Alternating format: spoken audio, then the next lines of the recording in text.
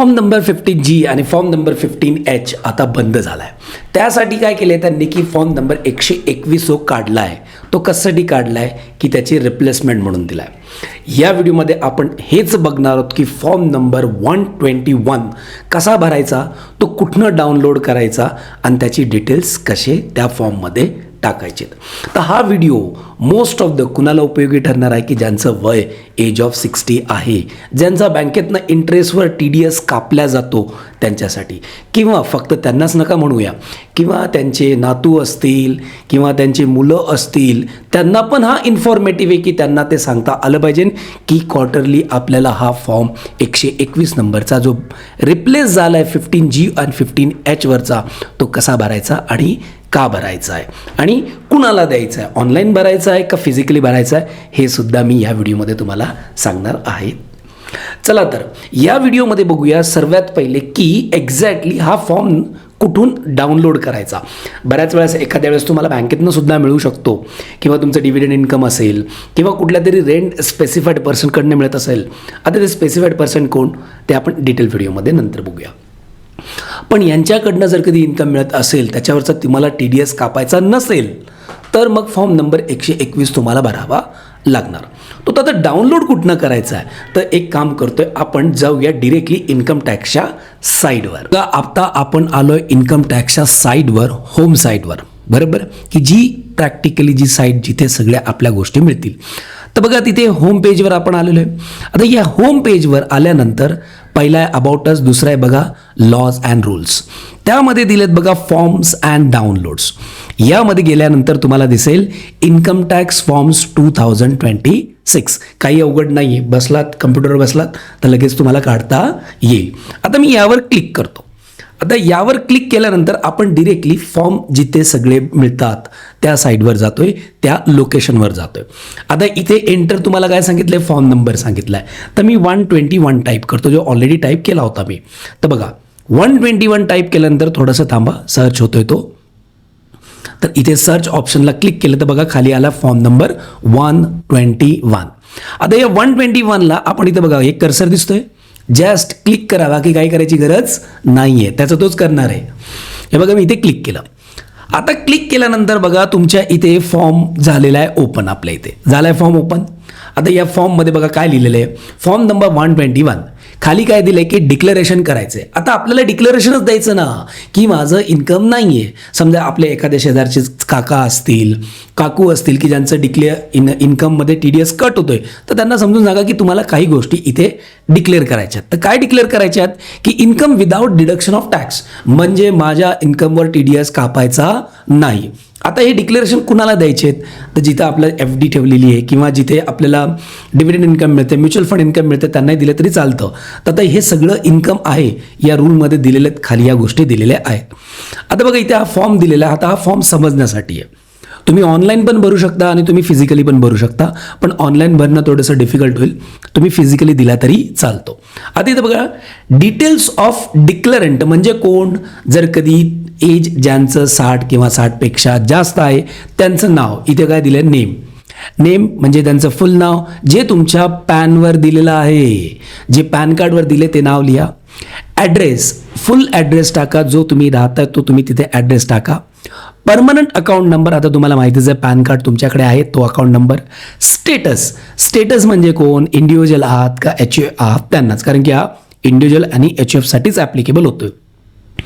Residential status means तुम्ही resident आहात का नॉन रेसिडेंट आहात ते पण तिथे लिहा.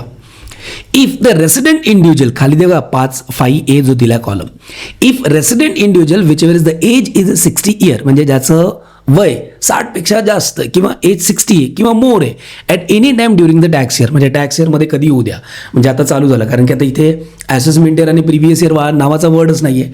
टॅक्स इयर हे आता टॅक्स इयर म्हणजे कुठलं, 26 आणि 27. 26 आणि 27मध्ये समजा तुमचं वय झालं 60 किंवा त्याच्यापेक्षा जास्त झालं तर काही प्रॉब्लेम नाही, पण वय झालं 60, मग त्यांनी सांगितलं at the any time during the year, म्हणजे ठीक आहे चला जाऊ दे. तिथे तुम्ही तुमचं काय करायचं आहे की येस ऑर नो मध्ये ऑप्शन देऊन मोकळं करायचं आहे.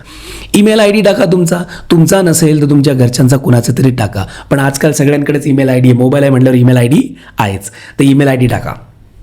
त्यानंतर कॉन्टॅक्ट नंबरमध्ये काय दिलेलं आहे, कंट्री कोड +91 आपला आहेच आहे. नंबर पूर्ण द्या तुमचा कॉन्टॅक्ट नंबर. आणि टॅक्स इयर म्हणजे 26-27. साहजिकच आहे, आपण क्वार्टरली देतोय तर 26-27. तर आपलं जे चालू आहे आत्ताचे टॅक्स इयर जे नवीन ॲक्टनुसार चालू होणार आहे ते 26 आणि 27. नंतर डिटेल्स ऑफ इन्कम. आता तुमच्या काही इन्कम असतील तर, बट ऑब्वियसली जे पेन्शनर आहेत व जे 60 वर्षाच्या पुढे काही बिझनेस करतात छोटे मोठे किंवा त्यांचं पेन्शन इन्कम आहे तर त्यांना असेल. तर नेचर ऑफ इन्कम म्हणजे नेमकं तुमचं आता जे आपण डिक्लेअरन करतोय त्यात नेचर ऑफ इन्कम ते तिथे टाका. करेक्ट. 10वा पॉईंट काय सांगतोय, estimated income declared is made. Declaration is made म्हणजे तुम्ही जे डिक्लेरेशन घेताय त्याच्यात तुमचं एस्टिमेटेड इन्कम टाका. मग तुमचं व्याजाचं असेल नुसतं तर व्याजाचं टाका, डिव्हिडंडचं असेल तर डिव्हिडंडचं टाका, सगळं असेल तर सगळं टाका, जे असेल ते, कारण की बेसिक एक्झम्पशनच्या खालीच पाहिजे नाही. Details of form number 121 other than this form filed during the tax year. म्हणजे या व्यतिरिक्त दुसरीकडे कुठे अजून फाईल केला आहे का त्याच्यासुद्धा तिथे डिटेल्स द्या. तुम्ही समजा 2 ठिकाणी दिला असेल तर 2 ठिकाणी दिला असेल तर मग एका ठिकाणीची त्या ठिकाणीची या ठिकाणी डिटेल्स तुम्हाला द्यावी लागणार. Total number of the form 121 file म्हणजे याच्या अगोदर तुम्ही किती फॉर्म फाईल केलेत, 2 ठिकाणी केलेत, 3 ठिकाणी केलेत तर मग तिथे लिहा. 2 ठिकाणी केले तर 2, 3 ठिकाणी केले तर 3, बरोबर आहे. पण क्वार्टरली होणार तो आपल्याला काय होणार, जसे जसे क्वार्टर वाढणार तसे तसे. म्हणजे पहिल्या क्वार्टरला आपण 2 ठिकाणी दिले तर 2 होतील, दुसऱ्या क्वार्टरला आपण त्या 2 ठिकाणी देणार की नाही आपण, तर पहिले 2 आणि दुसरे 2, मग ते तसंही केलं तरी चालतं.